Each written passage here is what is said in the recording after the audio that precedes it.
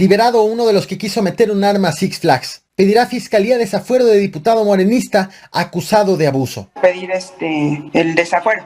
Así es. Vuelve intranquilidad a Aguililla. Cártel se deslinda de ataque con drones. No fuimos quienes les tiraron los dronazos. Bienvenidos al Caporal del 26 de abril. ¡Comenzamos!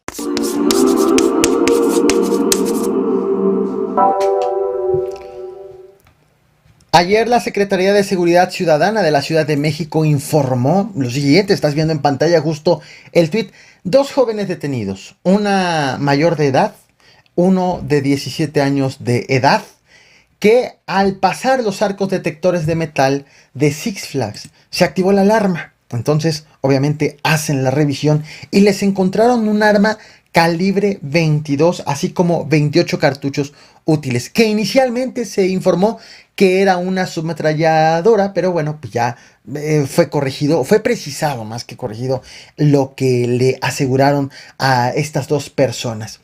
Llegaron entonces las preguntas, llegaron también las especulaciones ante la detención de estos 2 jóvenes, como el por qué habrán querido ingresar con esta arma de fuego. Bueno, hoy Claudia Sheinbaum informó que considera esto como un caso aislado, que no se trata de conductas generalizadas de los ciudadanos, y también ha dicho que prefiere no especular en torno de este asunto debido a que pues tendrá que ser la Fiscalía de la Ciudad de México la que ofrezca detalles sobre qué es específicamente lo que estaban pretendiendo realizar los jóvenes que intentaron ingresar a Six Flags.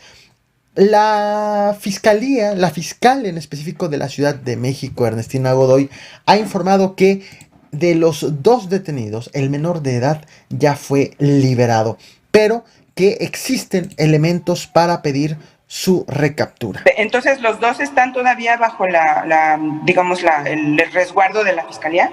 El adulto sí, el menor está con sus padres, pero hoy pedimos la orden de aprehensión.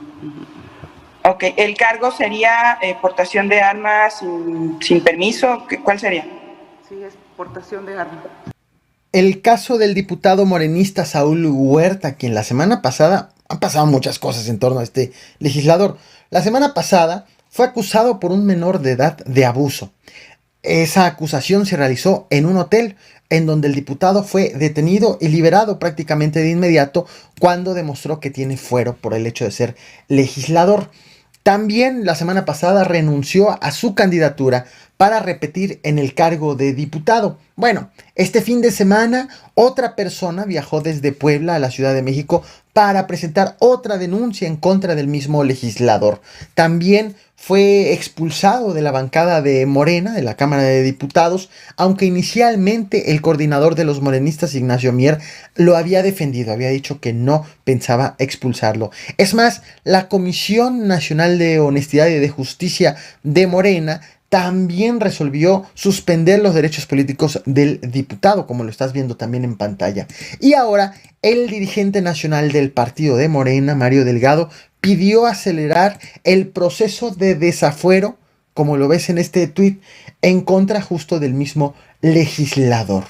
También la Fiscalía de la Ciudad de México ha informado que existen avances en las investigaciones, de tal forma que hoy terminan de armar el expediente correspondiente a la primera denuncia, recordemos que ahora ya son 2, y lo que sigue, ha informado, es pues pedir el desafuero. Esto es parte de lo que dijo también Ernestina Godoy hace unas horas. Tenemos 2 denuncias, lo hemos comentado y le hemos dicho en tarjetas informativas, ¿no? Por el momento, uno de los jóvenes, el primero, está todavía en resguardo de la Fiscalía junto con la familia. La otra persona que vino directamente de Puebla a denunciar está con su familia, ¿sí? Y ese es el estado que tenemos y estamos terminando de integrar. Seguramente hoy se cierra la primera parte de la investigación y estaremos ya actuando hacia la Cámara de Diputados. Es decir, que pedirían ustedes el desafuero del diputado para poder que se gire una orden de aprehensión. Sí, nosotros no podemos pedir una orden de aprehensión en tanto tenga la protección constitucional.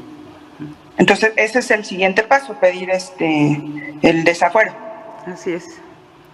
El pasado viernes 23 de abril, el nuncio apostólico representante del Vaticano en México, Franco Coppola, viajó a Aguililla, Michoacán, para realizar la Misa por la Paz. En Aguililla, un municipio disputado por el Cártel Jalisco Nueva Generación y por Cárteles Unidos. En los días previos a esta visita, todo ocurrió de hecho la semana pasada, el gobierno de Michoacán, en específico policías estatales, estuvieron liberando la vialidad que conecta a Apatzingán con Aguililla, liberándola de los surcos hechos en la carretera, hechos por Cárteles Unidos, para impedir el ingreso del grupo rival, así como también, pues, en consecuencia, el ingreso de autoridades y el libre tránsito de los habitantes. Resulta que un día limpiaban la policía, otro día bloqueaban otra vez o abrían nuevos surcos este grupo delictivo. Y así estuvieron en varias ocasiones. De hecho, te traje justo estos videos la semana pasada. Y más que un día lo hacía uno y el otro día lo hacía el otro, en el mismo día ocurrían ambos acontecimientos. Por la mañana, por la madrugada, rompían y por la tarde otra vez volvían a habilitar la vialidad. La iglesia, la diócesis de Apatzingán, de hecho hizo severos cuestionamientos a la autoridad sobre el hecho de no poder garantizar el libre tránsito. Pero finalmente, el pasado viernes, la iglesia, el representante del Vaticano, pudo realizar la misa sin contratiempo en Aguililla, pudo ingresar y pudo salir también en medio de un fuerte dispositivo de seguridad, principalmente en la que participaron el ejército y policías estatales. A unas horas de que el nuncio apostólico se retiró de este municipio de Aguililla, pobladores reportaron nuevos bloqueos en la vialidad, como estás viendo en pantalla algunas imágenes, y nula vigilancia comparada con la que habían tenido con la visita del nuncio Franco Coppola. Bueno, también este fin de semana apareció un video en redes sociales de un grupo armado con las siglas del Cártel Jalisco Nueva Generación, deslindándose del ataque con los drones que hubo en contra de la policía de Michoacán. Luego de que por primera ocasión en 5 meses la policía de Michoacán limpió la carretera, vino un ataque con drones a estos policías. De hecho, está viendo en pantalla la imagen miniatura de ese momento. Y en aquella ocasión te informé que las mismas medios locales y testigos aseguraban que quienes estaban atacando con drones a los policías eran integrantes del Cártel Jalisco Nueva Generación. Esta versión fue ratificada por el secretario de la Defensa Nacional, Luis Crescencio Sandoval, en la conferencia matutina el pasado 21 de abril, cuando habló tanto del ataque como de quienes consideró que eran los autores del mismo. Bueno, en cuanto a la utilización de drones como un medio explosivo, hemos ubicado que hay algunas cárteles que están usando esto, Cártel Jalisco Nueva Generación. Ha habido algunos casos en Guanajuato, otros casos en Jalisco, ahorita en Michoacán, pero no son de preocupación, pero no han sido lo efectivos a lo mejor que ellos quisieran tener con estos, o no han tenido la efectividad, porque no pueden cargar pues cantidades que sean de tal manera dañinas para el personal o para una instalación, ¿no? La información que tenemos, creo que nada más salieron 2 con heridas en el brazo y en una pierna, al parecer. Fue todo el daño que le hicieron a la policía del estado empleando este artefacto. Antes de mostrarte el fragmento, será muy breve, del grupo delictivo que se identifican ellos como el Cártel Jalisco Nueva Generación, considero importante hacer una precisión. Las cosas en Aguililla están tergiversadas, están ocurriendo de tal forma que es muy difícil creer en lo que diga una autoridad, otra autoridad, tanto la ciudadanía como los mismos grupos delictivos.